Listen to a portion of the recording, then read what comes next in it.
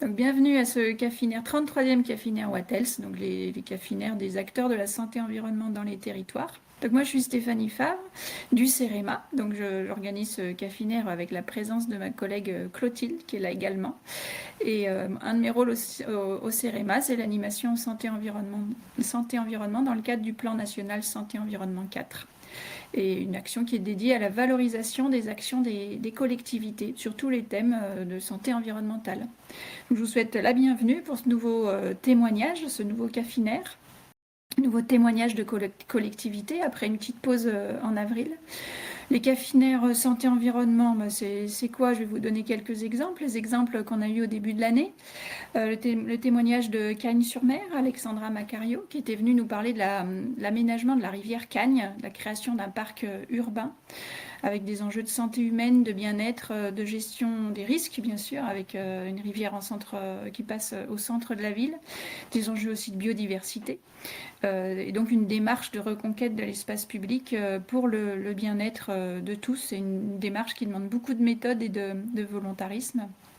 Donc elle était venue nous apporter ce témoignage. On a aussi eu le témoignage de Caroline Martelot, du syndicat mixte de l'agglomération Tourangelle, qui était venu nous parler de la démarche de Scott et comment le Scott, par une mobilisation des élus, a pu intégrer le sujet santé en tant que sujet fédérateur pour tous. Donc elle était venue partager aussi son dynamisme et son enthousiasme pour les enjeux de santé dans le cadre d'un Scott.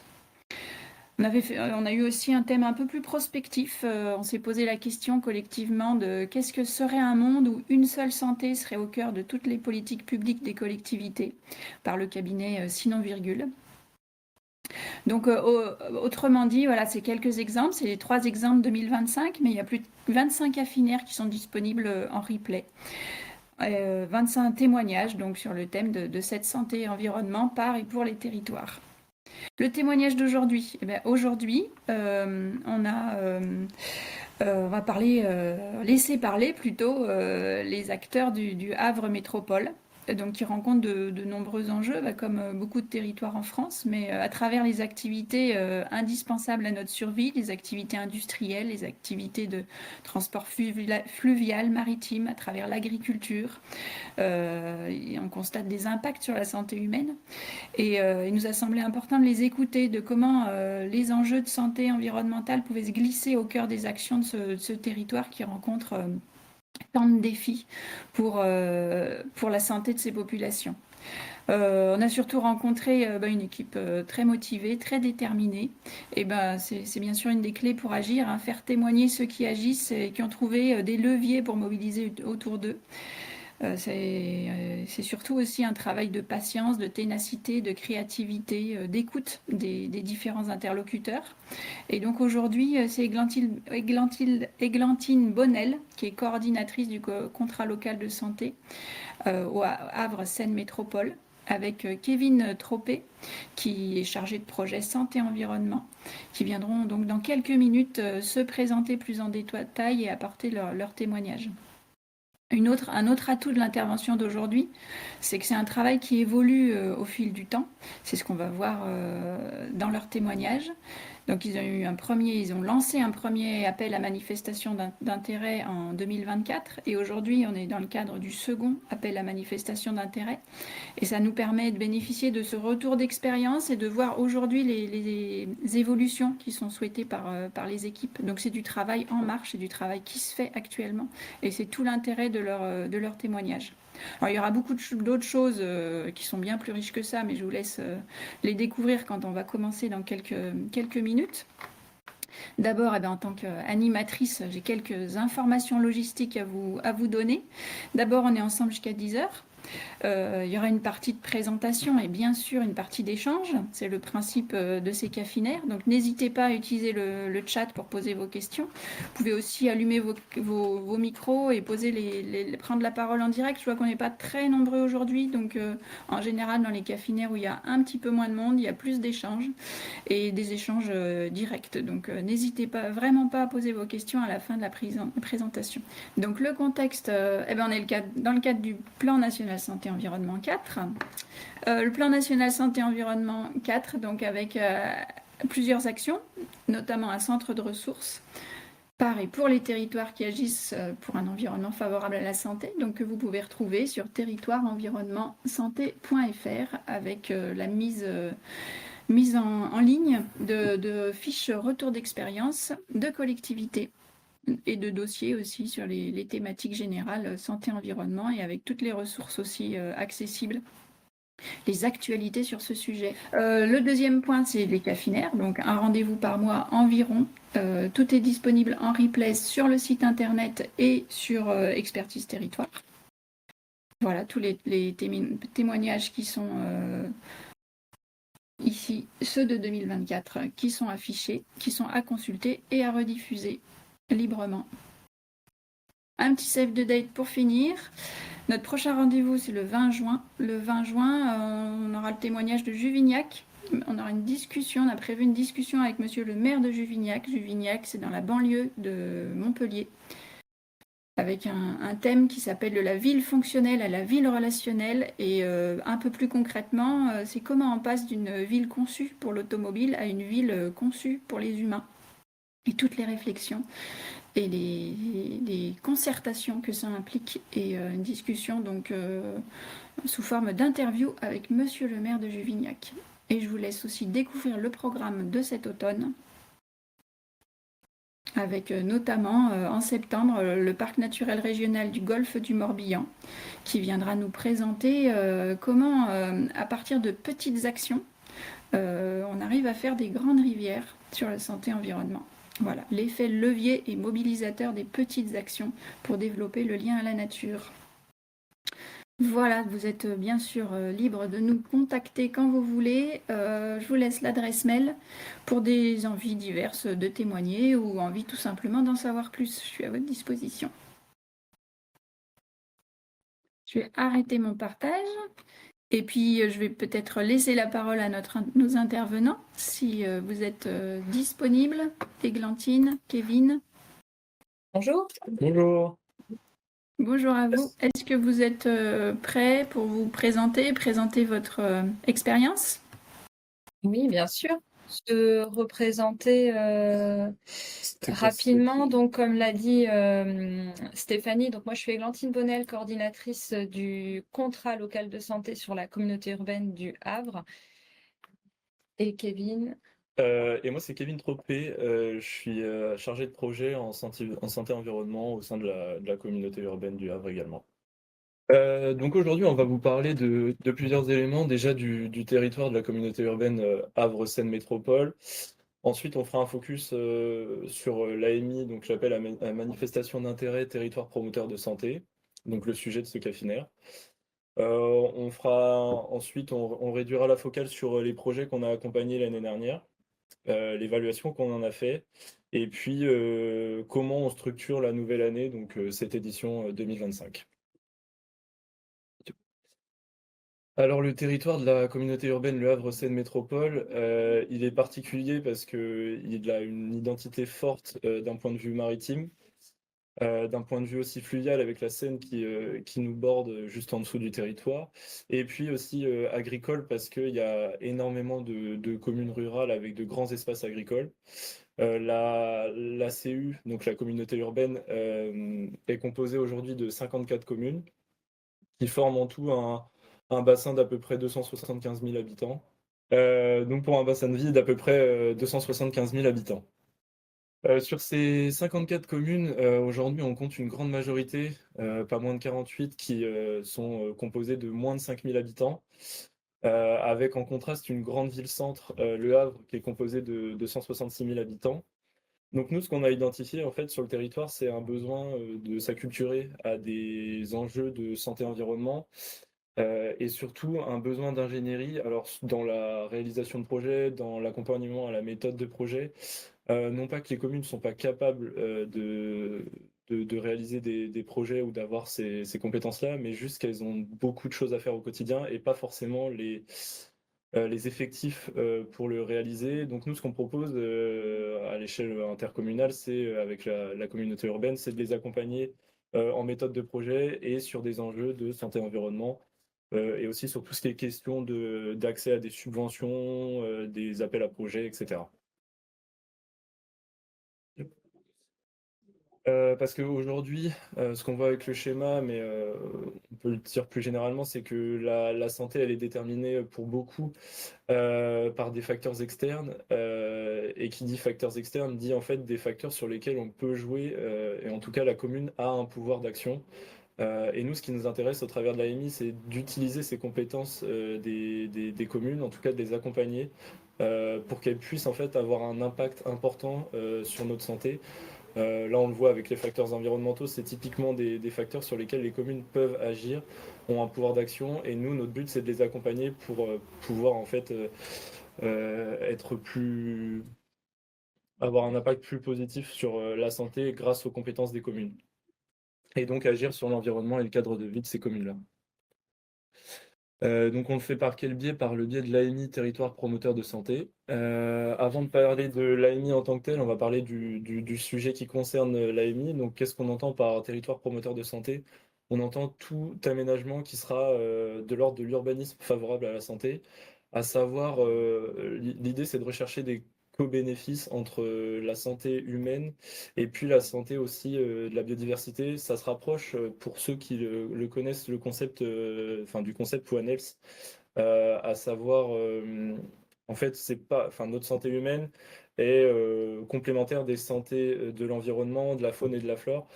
Et donc, c'est en prenant soin de chacun de ces éléments qu'on améliore la santé des autres éléments. L'idée, c'est la même chose pour l'urbanisme favorable à la santé, c'est de créer des aménagements sur des espaces publics qui seront favorables à la fois à la santé humaine et à la fois à la biodiversité. Et l'un impacte l'autre positivement. Et donc l'AMI a pour but de faire émerger des actions qui seraient portées par les communes. Nous, on est là juste pour accompagner. On n'a pas un pouvoir de décision dans tout ça. Nous, on accompagne des pré-projets qui sont proposés par les communes pour améliorer justement la santé via l'environnement et le cadre de vie. Cette AMI, elle a commencé, elle a débuté en 2024, donc il y a un an. Il y a déjà eu une première édition qui a pu avoir lieu. Là, on est sur la deuxième édition.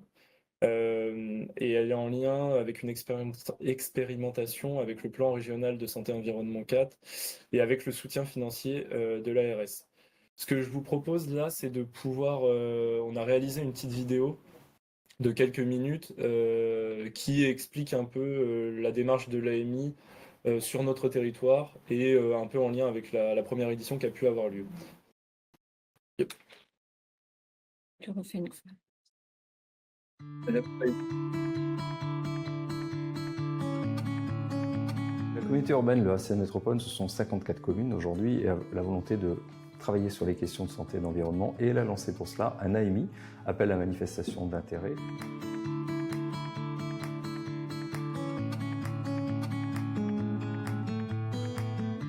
Aujourd'hui, on a un certain nombre de constats, effectivement, les changements climatiques, l'érosion de la biodiversité. Ce sont des constats qui font qu'il faut qu'on agisse aujourd'hui en intégrant à la fois les enjeux environnementaux et les enjeux de santé dans nos politiques publiques et notamment dans nos politiques d'aménagement.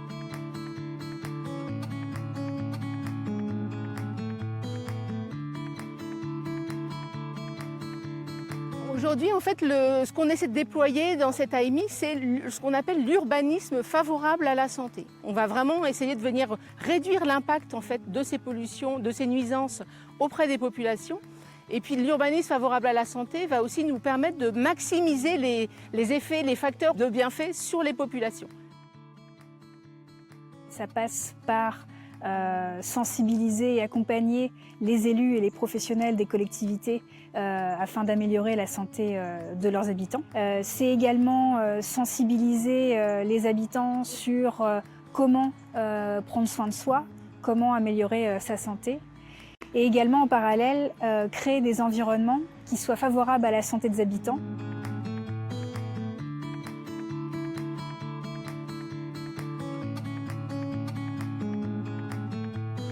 L'intérêt, c'est que les petites communes de notre strate de moins de 500 habitants n'ont pas des services dédiés à l'enjeu de la santé et aux enjeux de la nature et de l'environnement. Donc la communauté urbaine, avec ses partenaires, apporte des compétences, un savoir-faire qui est consacré pour faire émerger l'idée du lien santé-environnement, santé-nature au sein de la population, au sein des élus. La communauté urbaine et les communes qui la composent vont vraiment avoir l'expertise du territoire, ses spécificités et la richesse du patrimoine. On va avoir l'Agence normande pour la biodiversité et le développement durable qui, elle, va avoir son expertise sur la biodiversité et la nature. Et Promotion Santé Normandie qui va apporter, elle, son expertise sur la promotion de la santé. Donc on s'apporte vraiment mutuellement, on a de nouvelles idées, on avance plus loin et mieux du coup sur les projets.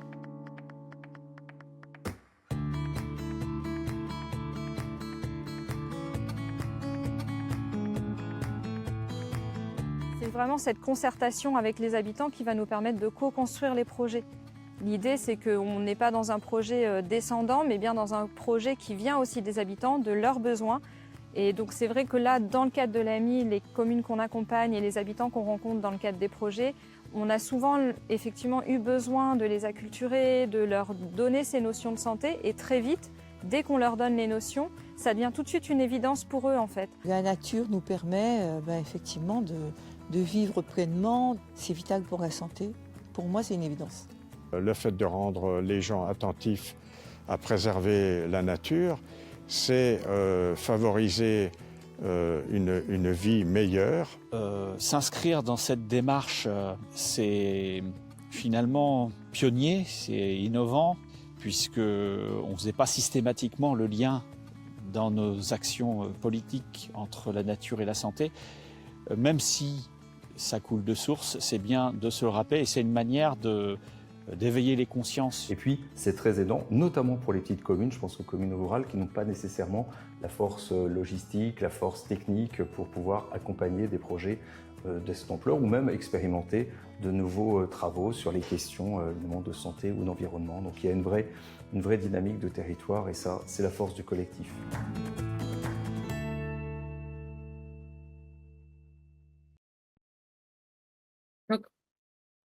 Merci. J'espère que vous avez tous pu bien profiter de la vidéo.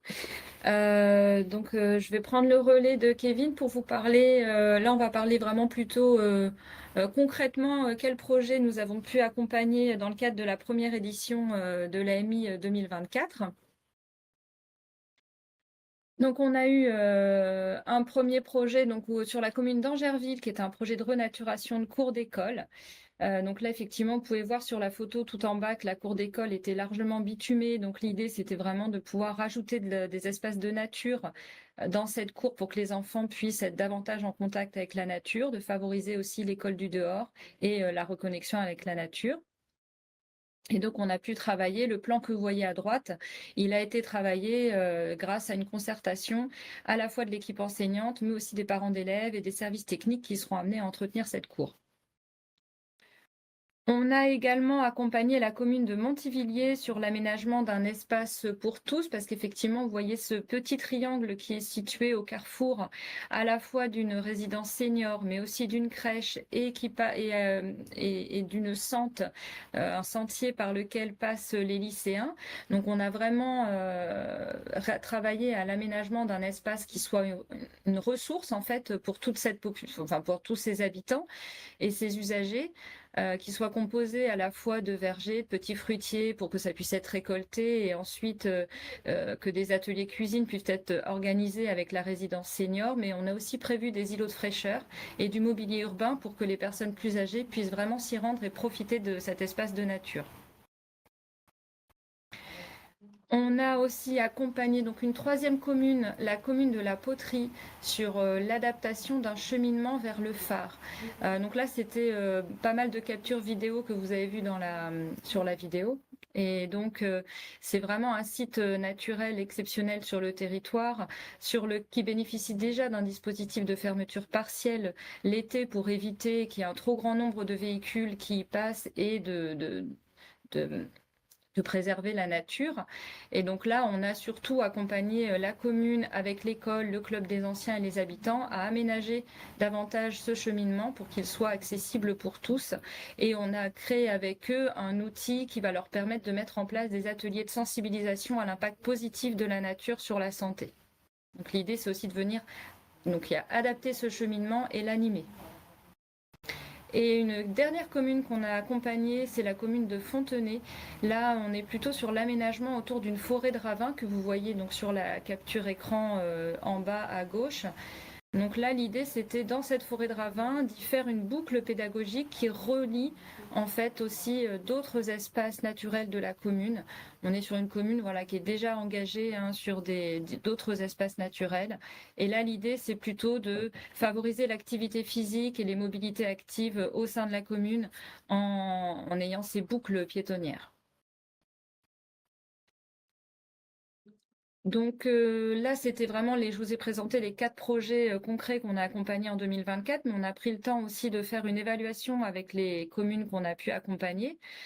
Donc nous, ce qu'on a pu aussi relever, c'est qu'on a sensibilisé au total quand même 25 élus sur le territoire de la communauté urbaine à travers soit des soirées de présentation d'urbanisme favorable à la santé, un webinaire autour justement de l'AMI. On a aussi organisé une balade sensible. Et donc voilà, c'est vraiment des événements qui nous ont permis d'acculturer sur ces concepts d'urbanisme favorable à la santé. Ça représente en tout 17 communes concernées sur les 54 du territoire et on en a donc 14 de moins de 5000 habitants. Donc je vous ai parlé des 4 projets qu'on a accompagnés qui ont nécessité à la fois des visites sur site et aussi des temps de réunion en distanciel. À chaque fois, vraiment, on a créé des outils qui soient spécifiques à la fois à chaque projet et à chaque commune. On s'est quand même souvent appuyé sur les grilles et sur le guide, Isadora, que peut-être vous connaissez déjà et qu'éventuellement on pourra, je pense, vous mettre en lien par la suite. Donc on a construit des grilles de balade sensible, des grilles de diagnostic en marchant, des fiches pédagogiques aussi pour mener des ateliers. On a parfois aussi même fourni des éléments de langage aux communes pour communiquer sur leurs projets. Et en tout cas, à chaque fin de projet, on leur a remis une fiche qui vraiment était un peu qui reprenait tous les éléments du projet, de contexte, des objectifs et qui va vraiment pouvoir leur permettre et qui leur permet de répondre à des appels à projets par la suite. En parallèle à toutes ces démarches, on a aussi mis en place des réunions de suivi et un comité technique partenarial sur le territoire. L'idée, c'est vraiment de structurer un réseau composé d'acteurs autour de l'urbanisme favorable à la santé, un réseau local. Alors, on le fait évidemment avec l'appui aussi de nos partenaires qui sont experts sur les thématiques. Vous l'avez vu dans la vidéo, on travaille beaucoup sur le territoire, en tout cas du Havre, on travaille beaucoup avec l'Agence normande de la biodiversité et de développement durable et avec Promotion Santé Normandie. On travaille également avec l'Observatoire régional de santé et le CEREMA, qui sont vraiment les 4 acteurs qui font partie de la cellule d'expertise du PRSE. Et enfin, on a travaillé beaucoup en transversalité avec le service de transition écologique de la communauté urbaine. Comme vous l'avez vu, pour chaque projet, on a veillé à avoir à la fois des objectifs santé et à la fois des objectifs biodiversité. On s'est entretenu également avec les communes qu'on a accompagnées en 2024. Le gros point positif qu'on a pu relever, c'est qu'elles se sont toutes bien appropriées les concepts. C'est vraiment le fait de partir sur une idée d'exemple concret au sein de leur commune qui leur a permis vraiment de s'acculturer à la démarche d'urbanisme favorable à la santé. On est vraiment sur un apprentissage par l'expérience. Ils souhaitent tous reproduire la démarche et réutiliser les outils pour d'autres projets sur leur commune. Et enfin, ils nous ont quand même bien aussi fait le retour de leur besoin de structurer l'accompagnement à travers la formalisation d'étapes, d'un calendrier, de ne pas hésiter à les relancer si besoin et de faire le lien avec le maire pour valider l'ensemble des projets. Et ils souhaitaient aussi des outils davantage simplifiés. Donc c'est vraiment... On a bien aussi repéré que c'était important pour nous d'évaluer l'accompagnement. Là, on l'a fait à court terme, mais de poursuivre cette évaluation aussi à moyen et long terme. parce que là, effectivement, on accompagne à la conception et à la création de projets. Tous ne sont pas encore sortis de terre, mais pour nous, c'est important. Donc, on garde le contact avec les communes.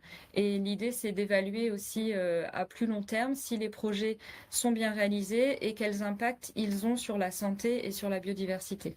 Donc ça, on est en train de le travailler pour cette année.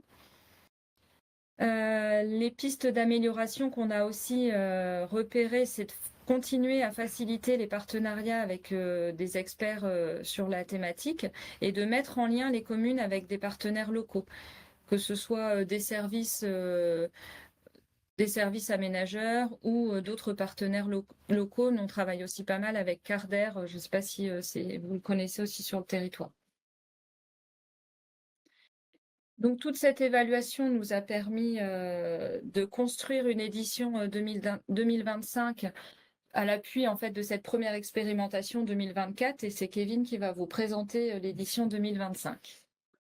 Effectivement, à la suite des relevés qu'on a pu avoir des élus pour l'édition 2024, on a pu, et puis même en fait pour nous c'était une première édition, donc on a aussi appris par l'expérience sur l'accompagnement en tout cas de ces communes. Et aujourd'hui, si on doit structurer l'édition 2025, en tout cas, elle sera peut-être amenée à évoluer encore en 2026, elle pourrait se présenter ainsi. Donc l'AMI elle commence par une première étape de sensibilisation des élus, en direction des élus et en direction des professionnels aux enjeux de biodiversité, de santé environnement et d'urbanisme favorable à la santé. Ensuite, il y a le lancement de l'AMI en tant que tel, où là, on va en fait envoyer aux 54 communes en fait la demande d'AMI pour savoir si elles sont motivées, intéressées par l'AMI Territoire Promoteur de Santé. L'avantage de cette édition, c'est que en tout cas, les communes peuvent s'inspirer des exemples de l'édition précédente, chose qu'elles ne pouvaient pas faire avant. Donc c'est quelque chose qui est inspirant et parlant, d'autant plus qu'avant, il n'y avait pas d'exemple. Ensuite, nous, on a un comité technique partenarial qui est en direction de la sélection. En fait, c'est ce comité technique qui permet de sélectionner les projets qui vont être retenus, en tout cas, enfin les candidatures, les sortes de pré-projets qui vont être retenus pour l'AMI Territoire de Promoteur de Santé, et ceux qui ne seront pas retenus. Il faut savoir que ceux qui ne sont pas retenus, en fait, on essaye quand même de leur trouver quelque chose. On essaye de rediriger leur projet vers, par exemple, des AMI qui seraient en lien plus avec d'autres services. C'est ce qui a pu être fait cette année avec une commune qui avait envoyé une candidature qu'on n'a pas pu retenir pour l'AMI, Territoire de Promoteur de Santé, mais qu'on a pu rediriger vers un autre dispositif. Donc en fait, on essaye quand même, malgré entre guillemets l'échec à la candidature pour l'AMI, de les rediriger vers d'autres dispositifs qui seraient plus adaptés aux projets proposés par les communes. Une fois cette sélection réalisée, on a des premiers rendez-vous, enfin en tout cas un premier rendez-vous en collectif avec les communes sélectionnées, où là on va en fait essayer de les acculturer aux enjeux du FS, donc d'urbanisme favorable à la santé, aux enjeux de santé-environnement. Et puis c'est aussi une première rencontre entre tous ces élus de communes sélectionnées, donc c'est aussi un temps d'échange entre eux sur leurs projets. Et puis vient ensuite le temps de l'accompagnement un peu plus structuré, où là on va avoir des visites sur site des différentes communes sélectionnées. On va avoir aussi des temps de visio où on va travailler sur des réalisations de supports, d'outils, etc. avec les élus, avec les partenaires aussi.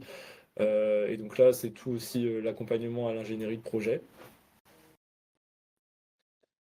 Juste pour donner un ordre d'idée sur un peu les critères d'éligibilité à l'AMI Territoire Promoteur de Santé, il faut savoir que ces critères, ils sortent pas nulle part. En fait, ils sont justement en lien avec le diagnostic local de santé, enfin en tout cas le dernier qui est sorti récemment. On s'appuie concrètement sur 3 grands axes, des espaces extérieurs qui seraient désirables pour la population, à savoir qui favoriseraient des liens sociaux et le bien-être mental des populations, que ça soit par leur qualité esthétique ou alors aussi ce qu'ils peuvent abriter comme biodiversité, la qualité de vie environnementale et l'impact que ça aura sur la santé de ses habitants. Donc là, c'est plus sur la prise en compte de la biodiversité en tant que telle sur ces espaces-là, en tout cas sur le projet qui est proposé par les communes. Et enfin, un espace, enfin en tout cas sur la qualité des espaces favorisant les liens sociaux et aussi l'activité physique, qui est quand même important pour nous, en tout cas dans le cadre de l'UFS.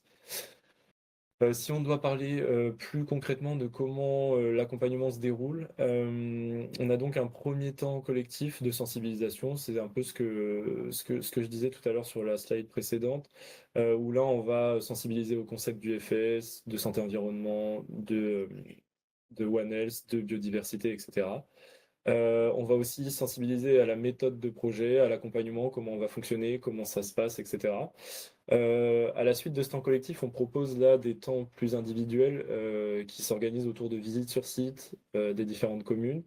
L'objectif de ces visites sur site pour nous, c'est d'avoir un peu un état des lieux de ce qui se fait actuellement sur la commune en termes d'aménagement, d'avoir un peu un historique de tout ce qui se passe et aussi de pouvoir se rendre compte visuellement du lieu qui a été proposé pour créer un aménagement.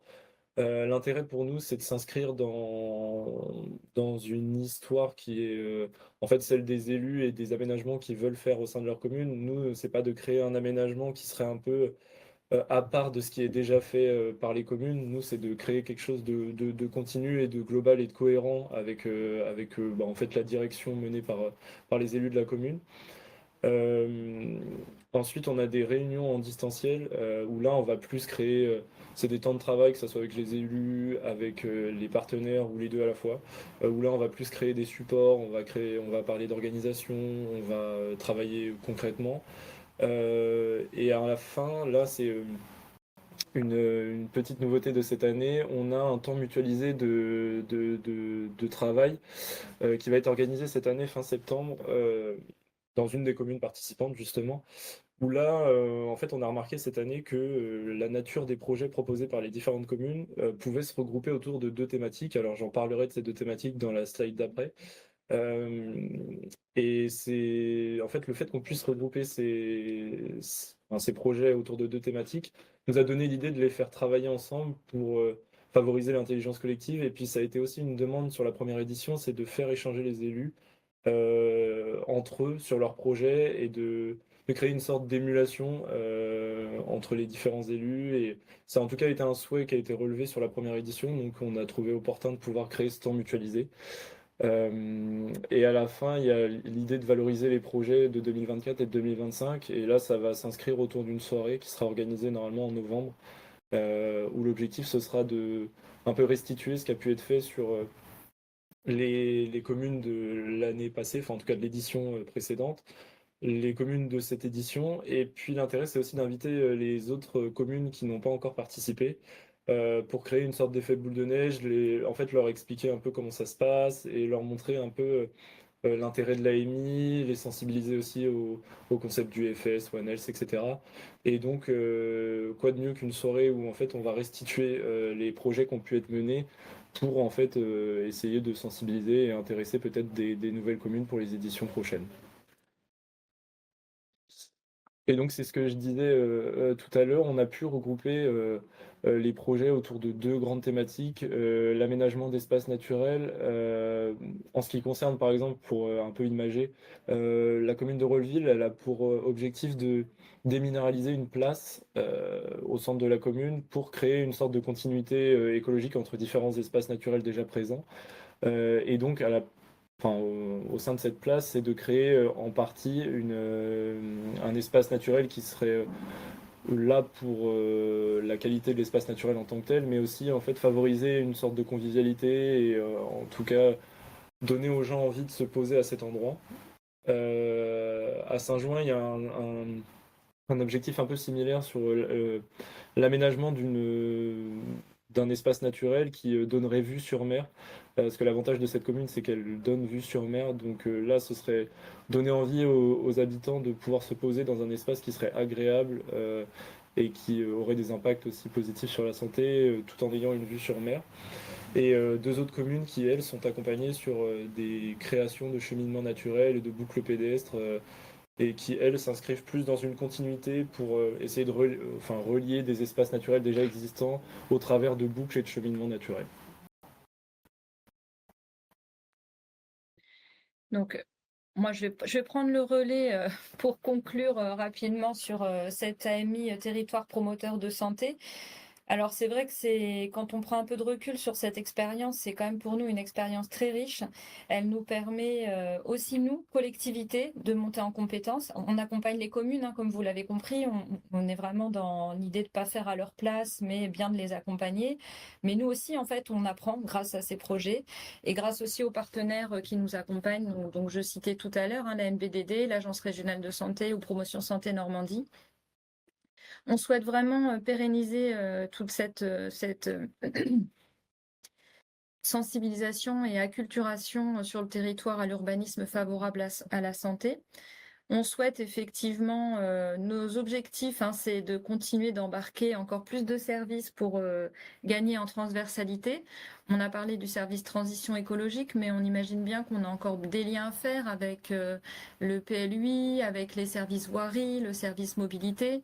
Par exemple, j'en cite quelques-uns, mais il y en a d'autres. Donc les liens se font aujourd'hui et ça commence à prendre. Après, c'est du travail de longue haleine de travailler en transversalité. Et aussi, ce qu'on souhaite dans la continuité donc, de l'AMI 2025, c'est d'explorer d'autres outils connexes avec la réalisation notamment d'études d'impact en santé. Donc ça fait partie des perspectives qu'on a imaginées pour les années suivantes. Donc, on vous remercie pour votre écoute. On va arrêter le partage pour que vous puissiez nous revoir. Voilà. C'est moi aussi qui vous remercie pour votre disponibilité et votre présentation d'aujourd'hui.